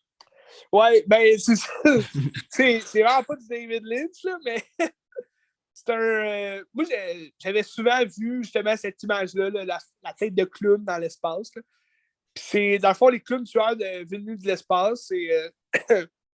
C'est une gang de clowns qui descendent dans leur vaisseau spatial qui rappelle un cirque là, géant. Puis ils viennent juste tuer des gens pour. Oui! Pour vrai, j'ai vraiment eu l'impression de perdre mon temps en regardant ce film-là. C'était vraiment pas bon. Mais on est dans le temps de l'Halloween, puis c'était. Je l'ai écouté, je pense, le 30 octobre. Là, fait que je me disais, hey, m'a l'écouter, là, regarde. Mais c'est un film que tu écoutes vraiment une fois dans ta vie, là, parce que pour vrai, c'est mauvais comme film. Là. Si c'est des clowns, ça tire de la barbe à papa. Ça te transforme, tu meurs comme dans barbe à papa, genre comme si c'était vraiment comme du, tu sais, de la laine minérale, là, puis là, tu perds ta peau, puis tout. Puis t'as du popcorn, genre, ils jettent du popcorn, puis ça fait comme des bébés clowns, là, je sais pas trop, ça tue les gens. En tout cas, le concept est le fun, tu sais, mais c'est vraiment pas bon comme film, là. Je le conseille pas. Ben, je le conseille juste une fois dans ta vie, tu le regardes, puis tu ris de ça, tu sais. Sûrement, ceux qui fument du pot, ils vont être crampés en regardant ce film-là. Mais c'est le fun, par exemple. Tu sais, la tête de clown, c'est tous des effets pratiques. Fait que c'est vraiment le fun à regarder. Mais tu sais, entre ça ou Beetlejuice, tu regardes Beetlejuice, là, tabarouette. J'ai vu que le réalisateur de ce film-là, il travaillait sur Team America. Mais sûrement dans les affaires techniques, là, il n'était pas comme dans la production. Là. Sûrement pour des choses de marionnettes ou je sais pas. Là. Ben, tu sais, Team America, c'est un bon film pour le pratique. C'est le fun à regarder, c'est le fun, mais ça reste. C'est pas un bon film, là, mais. C'est bon, Team America. J'adore ça. Bref, c'était juste ça, je voulais finir ma parenthèse des films des années 80 pour Killer Clown from Outer Space. Fait que je vais aller avec mon dernier film. Oui. Un autre film coréen, parce que je suis dans le. C'était ma vibe, dans le dernier temps, la Corée, j'aime ça. Puis c'est un film qui était sur Mubi, qui allait disparaître, fait qu'il fallait que je regarde comme rapidement. Puis ça s'appelle Memories of Murder de Bong Joon-ho avec Song Kang-ho encore, le même personnage, le même acteur, qu'on retrouve aussi dans Parasite. Puis petit Bong Joon-ho, il a fait Parasite, justement. Puis j'ai l'impression que ce film-là a comme pris de l'ampleur avec la montée de Parasite, puis il a gagné, puisqu'ils ont fait un critérium récemment de ça. Puis l'autre jour, tu me disais ça, c'est ça, ouais. Moi, j'étais sûr que c'était un nouveau film. Non, c'est ça. Qui sortait sur Netflix ou je sais pas quoi. Parce que je pense qu'ils l'ont mis sur Netflix à un moment donné, non? Ça m'étonnerait, mais peut-être. Il me semble que j'avais vu un lien avec Netflix, en tout cas. Peut-être. Mais ouais, moi j'étais sûr, mais c'est un vieux film quand même. Un film de 2003. Ah, ok, quand même. Avec un jeune Son Kang-ho qui est moins gras qu'Astar. Astar, il est rendu monsieur. Ouais. Il a sa chef de monsieur. Là, il était plus jeune. Puis, dans le fond, l'histoire, c'est dans une ville en Corée. Je me souviens plus. C'est-tu à Séoul ou. Non, c'est pas à Séoul. C'est dans une banlieue de Séoul, pour un genre Ouais. de village. Puis, à chaque fois qu'il pleut, t'as une fille qui se fait agresser et qui se fait tuer. Puis là, à la radio, il y a comme un gars qui envoie une lettre disant hey, quand il va pleuvoir, mets cette tune-là. Puis là, il essaie d'enquêter pour savoir c'est qui fait ça, tu sais. Mais t'as comme différentes polices. Ça fait beaucoup de penser un peu à Twin Peaks où tu as une police extérieure qui vient rentrer dans une ville, qui catch un peu la Ok. vibe de la ville, puis que tu sais, la police sont un peu bizarres. Puis c'est un film qui va critiquer tu sais, en disant que la police ne sont pas nécessairement là pour la paix publique, ils sont plus comme le chaos, eux autres, puis ils sont plus là pour battre le monde que d'autres choses. Puis quand la police Ouais. arrive, t'as peur de te faire casser la gueule parce qu'elle vient là, peu importe ce que tu sais ou tu fais rien ou pas, tu sais. Hmm. Oh, aïe, aïe. Puis là, tu sais, il essaie d'arrêter des gens, puis là, à la place d'arrêter, il y a genre un trisomique qui pense que c'est lui, puis là, ben, je sais pas si c'est un trisomique, mais en tout cas, c'est un déficient intellectuel. Il pense que c'est lui. Fait que là, il le tabasse pour essayer de le faire parler, mais tu sais, l'autre policier qui arrive de l'extérieur, il est comme non, c'est pas lui, je sais que c'est pas lui, puis là, il essaie de trouver autrement à la place de battre le gars, tu sais. Fait que c'est un peu ça. Puis dans le fond, on se retrouve dans une ambiance un peu à la Prisoners. Ouais. Ça m'a fait bien penser à Twin Peaks sans l'aspect comme onirique de David Lynch, parce qu'on va dans un autre monde, puis qu'il y a comme Ah, des ouais. gens des démons d'outre-tombe, là, tu sais. Ouais. Ouais. Mais ça reste une enquête sur des meurtres sordides. Y a-tu un peu de Seven? Un peu de Seven, ouais, Un oui, peu de David effectivement. Ouais, Fincher? ouais. Puis, tu sais, dans le fond, plus que le film avance, je pense que justement, c'est la mémoire du personnage de Song Kang-ho qui se rappelle un peu ce qu'il a vécu à cette époque-là, parce que le film commence qu'il s'en va voir, genre, dans un fossé. OK. Puis là, c'est comme s'il y a un flashback de ce qu'il a trouvé dans le fossé la première fois. Puis c'était genre une fille avec des culottes sur la tête, puis qui était comme assassinée parce qu'elle se faisait tuer, là. Elle se OK. faisait violer. Fait que c'est ça. Puis tout le long, il essaie de trouver le gars. Puis je pense que, tu sais, c'est un peu comme le Zodiac, ils trouvent le gars, mais ils n'ont comme aucune preuve pour l'avoir. Puis là, quand ils Ah, essayent de faire des preuves de semen, en tout cas, d'ADN, ça fait comme ça. ouais, l'ADN, le hand. C'est ça, ça marche pas. Fait que là, ils sont vraiment maudits, mais ils savent que c'est ce Ah, gars-là. Là, finalement, il n'y a pas de résolution, puis c'est ça. C'est-tu basé sur le Zodiac pour ça? Je sais pas si c'est basé sur une histoire vraie, puis ça se pourrait. Je vais aller vérifier. C'est cohérent.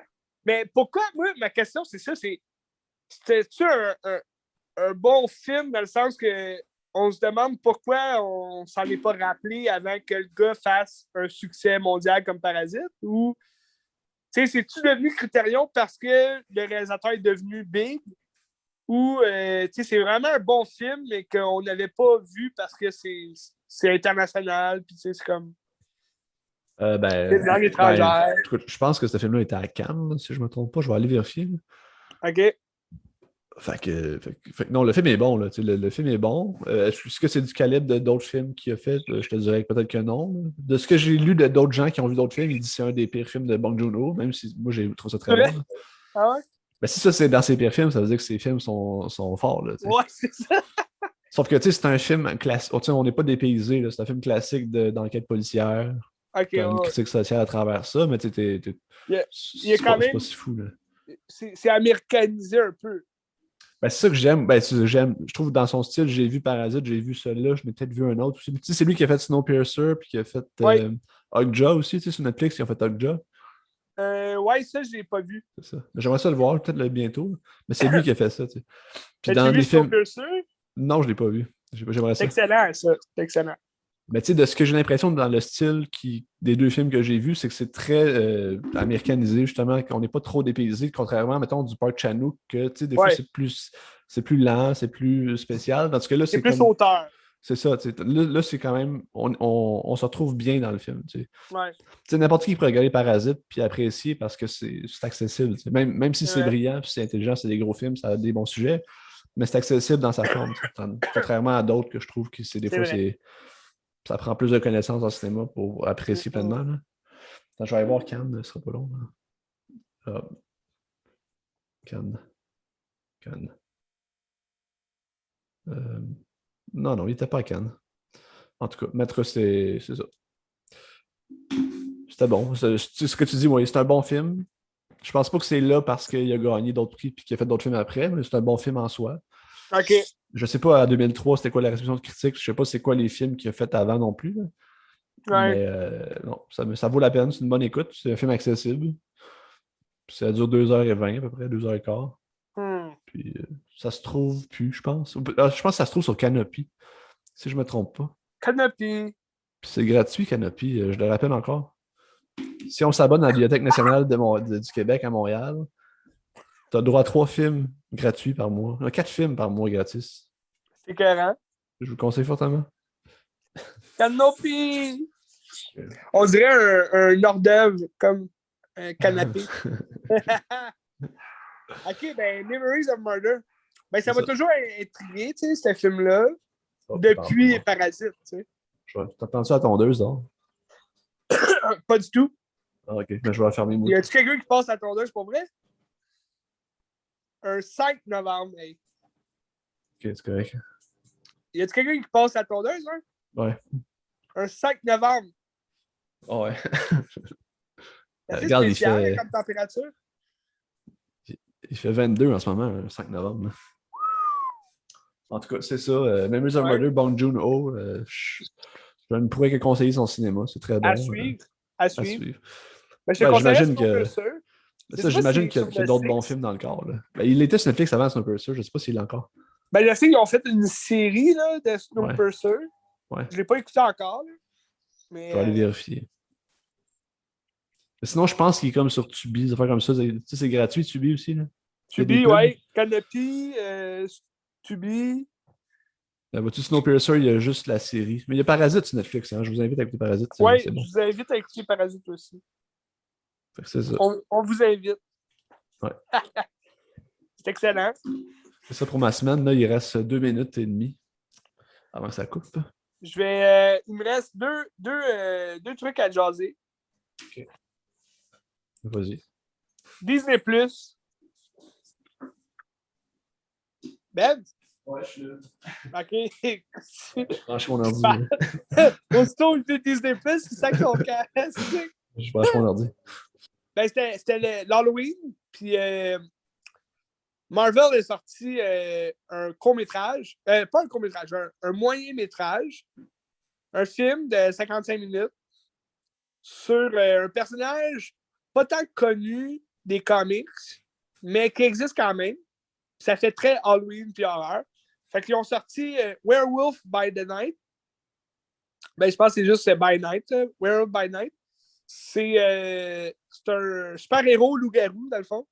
Ben, un super-héros. C'est un peu un anti-héros loup-garou. Dans le fond, lui, il fait un team-up avec plein de monstres à un moment donné là, dans les comics, dont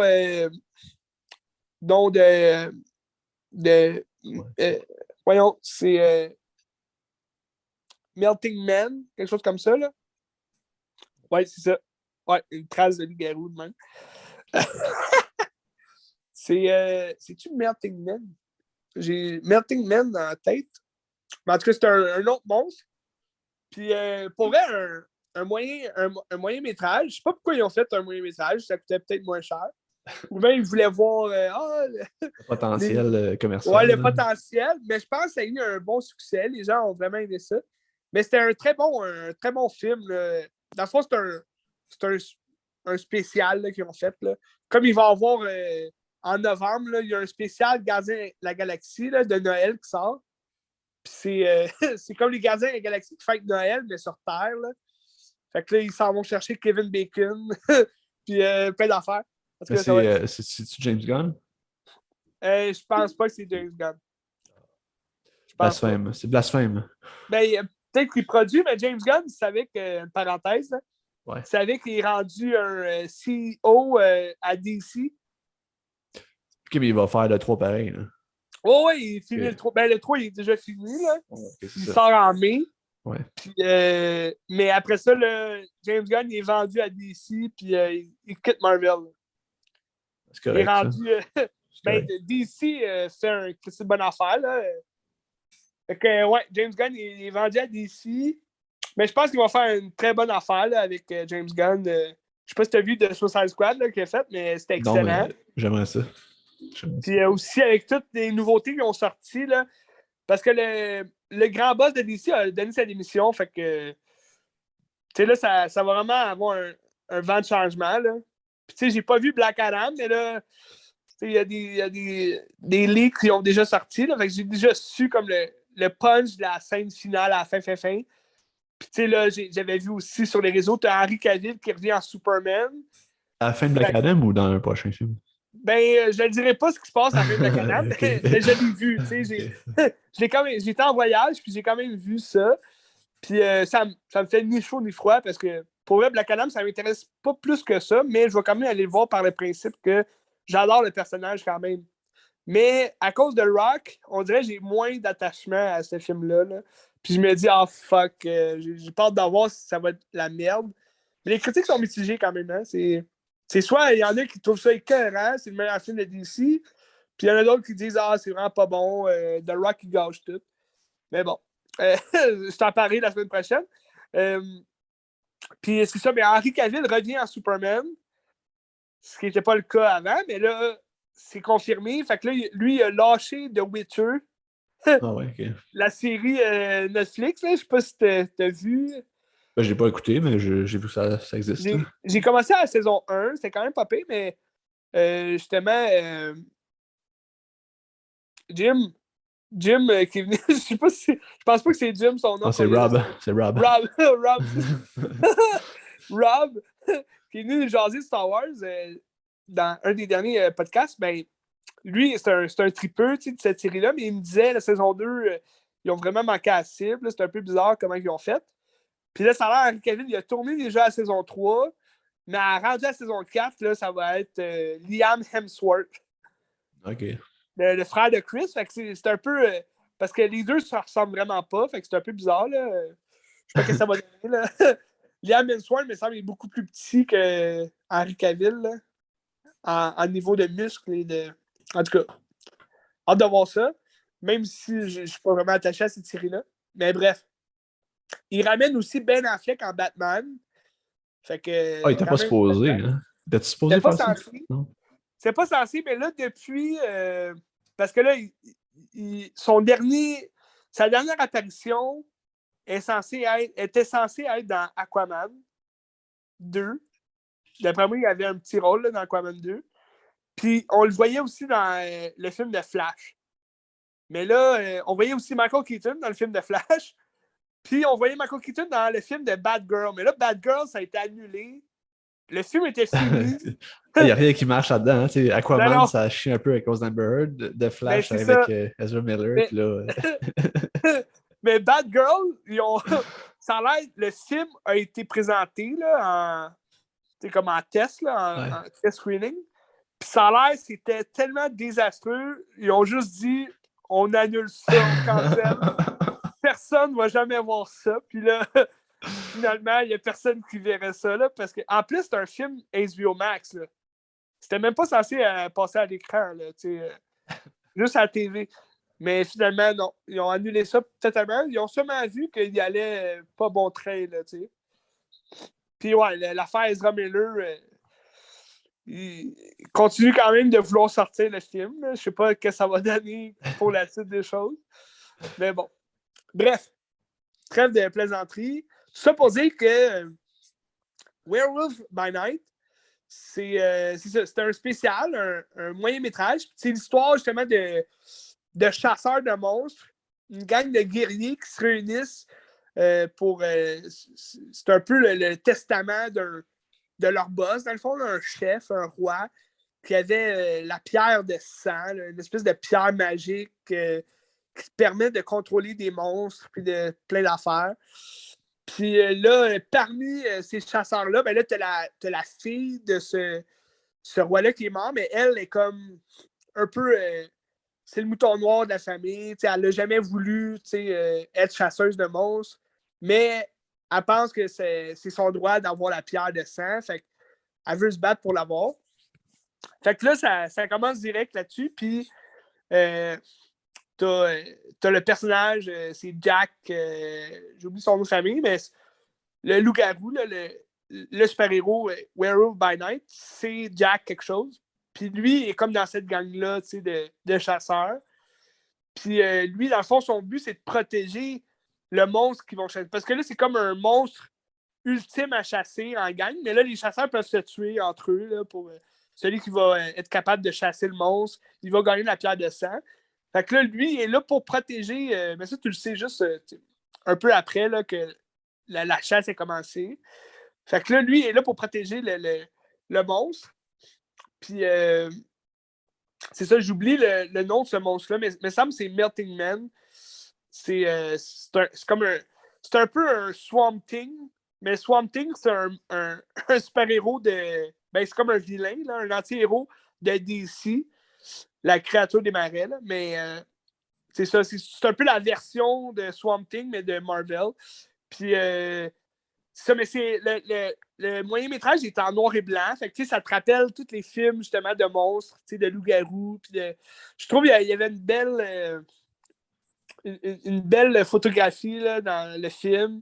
Puis comment c'est tourné aussi, c'est violent. Tu vois du sang, mais c'est en noir et blanc. Fait que tu vois pas vraiment le sang, mais tu sens que c'est violent quand il tue des gens et tout le kit. Fait que c'est quand même le fun à regarder. Moi, je trouvais ça intéressant. Puis ça nous...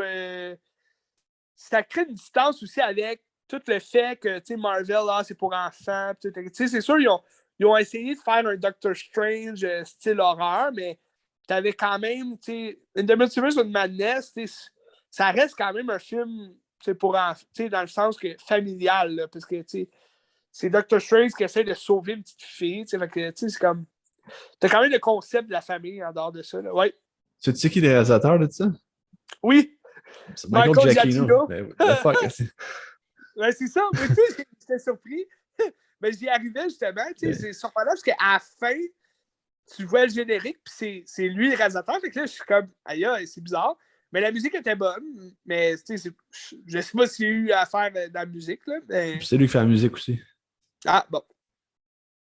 Mais c'est ça, c'était intéressant. Puis je pense, à la fin, c'est un moyen-métrage. Fait que ça s'écoute vraiment rapidement. Puis, il se passe pas grand-chose dans le film, dans le sens que t'es dans l'action direct au début, puis jusqu'à la fin. Fait que c'est le fun à regarder, T'as pas de blabla au début, t'as pas de blabla à la fin. Juste le fun à regarder, puis c'est ça, les scènes de combat sont excellentes. C'est sûr, c'est pas un film avec grand budget. Fait que t'as le budget d'une série, comme un peu une série Disney+. Là, fait que, c'était pas bien grave là, dans ce concept-là, mais l'aspect noir et blanc, je trouvais ça intéressant. Puis, t'as pas mal de musique aussi qui rappelle justement les films, les classiques de Monster, de loup-garou, puis tout. Là, fait que c'était le fun.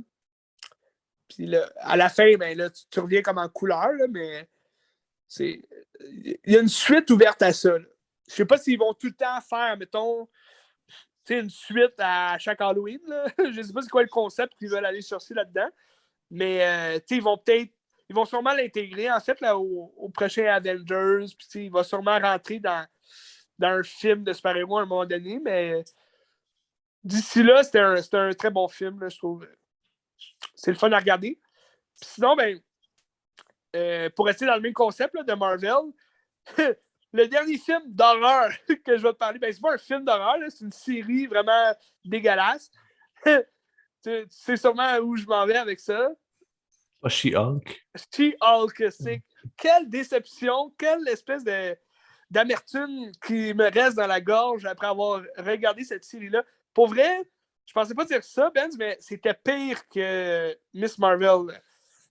Sérieusement, Miss Marvel, c'est quand même le fun à regarder, dans le sens que tu sais que c'est mauvais, tu sais que ça n'a aucun lien comme ce qu'ils veulent apporter à la série, mais c'est quand même divertissant, c'était le fun. She-Hulk, tout au long de la série, c'est dégueulasse. Il y a 9 épisodes. Okay? Premièrement, tu as 3 épisodes de plus que toutes les autres séries Marvel qui ont fait, de Disney+. Puis, mais c'est comme un rom-com, genre, c'est un sitcom. Excuse. Tu sais, c'est de type Friends ou Seinfeld. Puis, tu sais, c'est comme. C'est vraiment ridicule. Là. Pourquoi ils ont fait ça? Je ne sais pas. Mais t'as comme le premier épisode qui dure, c'est le plus long épisode des 9, puis il dure comme 35 minutes, là. Mais le premier épisode, là, en 35 minutes, tu as toute l'histoire de comment elle reçoit ses pouvoirs. Puis là, tu vois Hulk là, dans le premier épisode avec Mark Ruffalo puis tout. Mais genre 35 minutes là, pour te dire à quel point ils prennent des raccourcis. Là, puis pour vrai, moi, j'attendais chez Hulk avec impatience parce que chez Hulk, moi, j'adore la série des Hulk. De tout ce qui est à propos de Hulk, j'adore ça. C'est vraiment un personnage complexe, Hulk. C'est sûr que je trouve que le MCU à date lui rend pas hommage. Là. Hulk est vraiment désastreux dans tous les. Ben, pas dans tous les films. Je trouve. Dans le premier Avengers, il était excellent. Après ça, dans Avengers 2, la relation qu'il y a avec Black Widow, c'est quand même. C'est intéressant, mais c'est un peu moyen. Puis là, après ça, ben là, Infinity War, il disparaît. Il se bat comme 30 secondes avec Thanos, puis après ça, il a peur. C'est un peu nowhere. J'ai jamais vu pourquoi ils ont fait ça. C'est vraiment ridicule. Puis là, dans Endgame, qu'ils soient les deux mélangés ensemble, ça n'a pas rapport. C'est pas ce qu'on veut voir de Hulk. T'sais. Puis dans She-Hulk, ben, c'est encore Bruce Banner puis Hulk qui forment un tout, un personnage ensemble. Fait que c'est un peu. Je trouve c'est pas une mauvaise idée. C'est une bonne idée, mais je veux dire, on dirait qu'ils font ça juste pour prendre le raccourci, pour pas être tout le temps entre les deux. Tu sais, Bruce Banner ou Hulk ou tout. Fait que tu sais, c'est un peu. Je trouve ça dommage, puis je trouve ça. Ça n'a aucun lien. Tu sais, un Hulk gentil, ça se peut pas. Tu peux pas avoir ça. Puis, fait que j'attends avec impatience qu'ils fassent un film de Hulk. Je pense pas que ça va se faire, mais en tout cas, j'attends ça avec impatience parce que là, si Hulk, c'était. Pour vrai, c'était. Tu sais, c'était comme une. Je voulais être une comédie juridique, mais ça n'a aucun lien là, avec. Tu sais, c'est une comédie, oui, parce que c'est des farces tout le long. Puis c'est même pas drôle. Puis juridique, parce que dans peut-être. Sur 9 épisodes, tu as peut-être 3 épisodes qui sont en cours, là, puis ils font des procès, mais sinon, ça n'a aucun lien là, juridique. Puis la finale, quelle désastreuse finale. Aucun combat final. Dans le fond, il y a un combat final qui s'en vient. Puis là, tu sais, le personnage, il brise le quatrième mur. Là. Ils ont fait un peu ce que Deadpool fait, tu sais, avec son personnage. Mais She-Hulk, c'est un personnage que dans les comics est un peu comme Deadpool. Tu sais, elle va parler au lecteur, tu sais, face à face. Puis, tu sais, c'est un personnage qui se prend pas au sérieux non plus parce qu'elle couche avec tous les super-héros, tu sais. Mais, tu sais, dans le sens que dans la série, je trouve que ça rajoute juste plus au ridicule du scénario puis de la situation. Tu sais, il n'y a aucune. Je pourrais même pas dire c'est quoi l'histoire de la série parce qu'il n'y a aucune histoire. Tu sais, c'est Jennifer. Tu sais, c'est She-Hulk qui a ses pouvoirs, puis après ça, ben. Tu sais, elle vit sa vie comme elle veut, puis là, il y en a qui l'acceptent, il y en a qui l'acceptent pas. Puis là, c'est comme le combat des hommes. Tu sais, c'est comme les hommes qui ont un groupe là, qui déteste chez Hulk parce que c'est une femme puis elle remplace Hulk. Mais ça, c'est beaucoup trop présent là, dans la série. Ça n'a comme aucun rapport. Là. Fait que c'est ça. Très décevant. La pire série Disney Plus qu'ils ont faite à date. Tout ce que j'ai à dire. Puis là, ils ont annoncé que ce serait Yatoub El Badabou. Le gars d'Ambulance, tu sais, l'acteur noir, là, il joue. Yahya Abdul-Mateen 2. Yahya Abdul-Mateen 2. Lui, il va jouer Wonder Man dans une prochaine série Disney+. Puis là, ben, il y a beaucoup de critiques là, face à ça parce que c'est un noir qui va jouer. Tu sais, le Wonder Man, c'est un personnage blanc. Là. Fait que là, c'est un noir qui joue un blanc. Puis là, les gens sont là, ben là, Ryan Gosling va jouer Black Panther, ça veut dire. Puis là, il y a plein de gens qui chantent de même. Bref, tout ça pour conclure, She-Hulk, absolument affreux, je vous le conseille pas. Puis, semaine prochaine, c'est Black Panther, Wakanda Forever. Ils sont vendredi dans 6 jours, genre. Oui, le 11 novembre. J'ai peur. Ouais. Ça a l'air bon. Mais en même temps, je trouve qu'ils ont été du côté vraiment facile de la chose. Là. Selon moi, il aurait pu juste recaster Chadwick Boseman. Black Panther avec un autre personnage. Ou bien juste ramener Michael B. Jordan en Killmonger, puis comme lui donner comme l'âme du T'Challa, puis comme devenir Black Panther. Ça aurait été sa rédemption aussi au personnage de Killmonger, mais c'est comme là, tu le sais dans l'annonce que ça va être sa sœur, Shuri, qui va devenir Black Panther. Fait que, dans le film, t'as Namor, qui est comme l'anti-héros Aquaman de MCU. Puis ce personnage-là, je l'attends vraiment avec impatience là, depuis longtemps. Mais là, j'ai l'impression qu'il va être pas mal effacé à cause justement de tout ce qui est en lien avec la mort de Chadwick Boseman. J'ai l'impression qu'il lui donne vraiment un gros hommage dans ce film-là, mais que ça n'a comme pas sa place vraiment. Je sais pas si tu comprends. Là. Ouais. C'est le fun de faire hommage. Là, je comprends. C'était un bon gars. Puis il a fait de Black Panther pour vrai une réalité. Puis c'est un personnage qu'il a joué, mais je trouve ça. En tout cas, je me prononcerai pas là parce que j'ai pas vu le film. Mais selon l'annonce, ils ont l'air de faire un critique d'hommage. Puis le film, il dure longtemps, là, 2h40. Fait que j'ai hâte de voir. Il va-tu avoir 40 minutes d'hommage à Chadwick Boseman? J'imagine que non. Je sais pas. Mais j'aimerais ça, en tout cas, que Namor ait vraiment une grosse importance dans le film, puis qu'il soit pas juste là en tant que vilain ou de. Tu sais, je sais pas. Parce que c'est un roi, c'est le roi de l'Atlantide. Fait que, tu sais, en tout cas, j'ai hâte de voir. Parce que souvent, tu sais, les Marvel, ce qui est bon, c'est la friction avec les vilains. Tu sais, c'est l'attachement que tu t'apportes aussi aux vilains. Tu sais, c'est aux super-héros, mais quand le vilain est excellent, regarde, ça fait un job.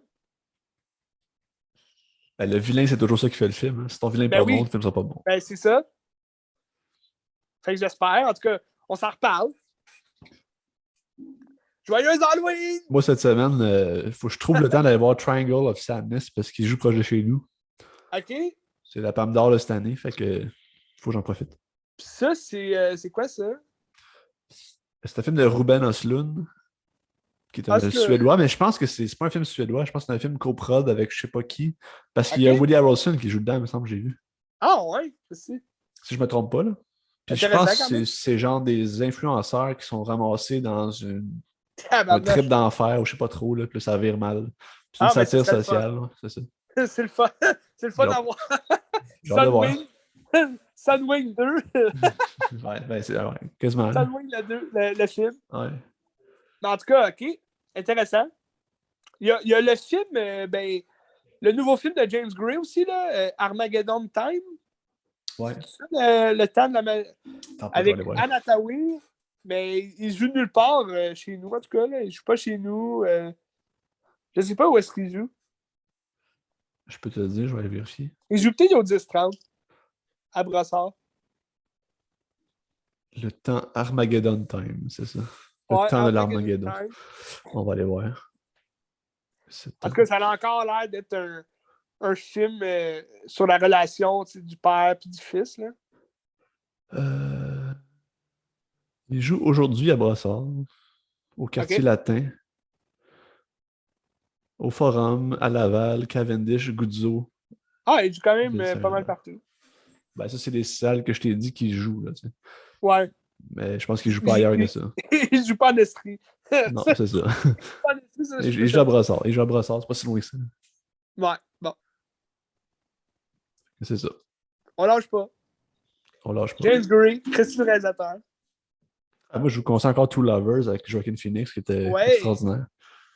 Ben, tous ces films, moi, j'ai adoré. Ouais. T'as Steven Spielberg, 23 novembre. Ah, ça, je l'attends. Moi, j'ai pas vu le film, là, mais je mets 2$ qui gagne le score du meilleur film. Je pense, hein? Ouais, je pense. À cause de Steven Spielberg? Ben, il paraît que c'est incroyable. 2, c'est un sujet, c'est des thèmes qui touchent beaucoup l'Académie. Des films, sur l'amour du cinéma, ça marche souvent. Mais ça ressemble à faire hommage aussi un peu à Cinéma Paradiso. Oui, mais justement, je pense que c'est un film un peu autobiographique là, de Spielberg. Oui, de Spielberg, ouais. Ça. Moi, j'ai vraiment hâte. Il paraît que c'est écœurant. J'ai hâte aussi, ça a l'air bon. Ouais. Mais ça sort en même temps que je pense que c'est. Ben, à ce qui paraît, c'est juste une semaine, là, spécialement, qu'ils vont être là, au cinéma, mais la suite de Knives Out, Ouais. Glass Onion. Ouais, Glass Onion, c'est ça. Glass Onion, mais je pense que ça a l'air qu'il reste juste un temps limité. Là, fait que ça va Ah, mais être 2 semaines? c'est juste pour les Oscars, ça, d'après moi, qui font ça. Ah ouais? Ben, parce que pour les Oscars, il faut que tu sois au moins une semaine, je pense, dans une salle de cinéma à Los Angeles, ou je sais pas trop. Ok, ouais, c'est ça. Ben, c'est parce que le film Netflix, d'habitude, au Québec, ils jouent pas vraiment. Ils vont jouer, mettons, au Forum. Là, je pense que celui-là, il va vraiment être comme propulsé partout. Là, ben, les gens l'attendent aussi. Knives Out, c'était bon là, comme film. J'espère qu'ils vont mettre Knives Out sur Netflix avant que l'autre sorte, parce que j'aimerais ça voir, je l'ai pas vu. Il est pas sur Netflix encore? Ah ben, je vais vérifier. Mais je Ben, je pense que pense non. que oui. Ah ouais? Ben là, ils ont acquis les droits du deuxième. D'après moi, ils ont mis le premier. Non, il est pas sur Netflix. Attends un Ils peu. jouent Knives Crave? Out. Vois-tu que Glass Onion, il est déjà annoncé sur Netflix? Ça, je vais le mettre dans ma liste. Mais Knives Out, il est pas là. Qu'est-ce que c'est? C'est ça, il est pas là encore. Et joues-tu sur Crave, là? Un instant, je vais aller voir.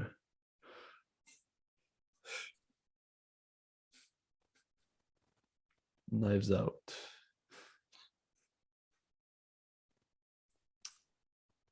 Where to watch. Il joue dessus, ça? Non, il est pas en streaming nulle part non plus. Christy. Cochonnerie. Ah, ça, c'est belle. Ben, tu peux peut-être le trouver pas cher Bon, sûrement. en ligne. Sûrement. Ça vaut la peine de le voir parce que c'est un Christy bon film. Je le conseille à tout le monde. Bref, la vie nous attend. J'ai acheté un film, je sais pas si je vais je vais le regarder pour le prochain pod, mais j'ai acheté Vengeance, Ouais, de... BJ Novak. Ici. Fait que. Ici, Oui, là. c'est ça. Le thème, c'est ton chandail. Mais c'est ça, fait que j'ai intrigué à voir ça. Là. Je voulais aller le voir au cinéma, mais il ne jouait pas justement partout. Fait que. Quand même des bons acteurs, là. Boyle Rook, Ashton Kutcher. Bref. J'ai acheté aussi Nope. Moi aussi, je l'ai reçu hier. Avant-hier. Puis là, je vais recevoir L'Homme du Nord de Northman. Ah ouais, Christy. Ah, puis je me suis commandé aussi le livre Hitchcock Truffaut. Hein. Oui. Ben, je me suis commandé ça. Christy, tu l'as-tu reçu? Non, peut-être lundi, mardi. C'est écœurant. Okay. J'ai hâte. Ça, je vais peut-être me claquer un peu d'Hitchcock avec ça pour combiner, Oui. pour suivre. Fait que... Il faut combiner dans la vie si on veut avancer. À suivre. Ben, critique pods, mon Benz. Oui. On lâche pas. Il y a aussi, pour t'informer, là, le 18 novembre, tu as The Menu qui sort. Ça a l'air intéressant. C'est quoi? C'est avec Ralph Diane. Puis quand même une belle grosse brochette d'acteurs. Là. Anya Taylor. Non, Anya. Taylor-Joy. Ouais, Taylor-Joy. C'est quoi de menu? The Menu, hein. C'est un genre de thriller horreur. Mais ça a l'air quand même sympathique comme film. OK. T'as Nicholas Hoult aussi. Ouais, OK. Intéressant. À suivre. Mois de novembre. OK. Ben, c'était Qu'est-ce que tu regardes?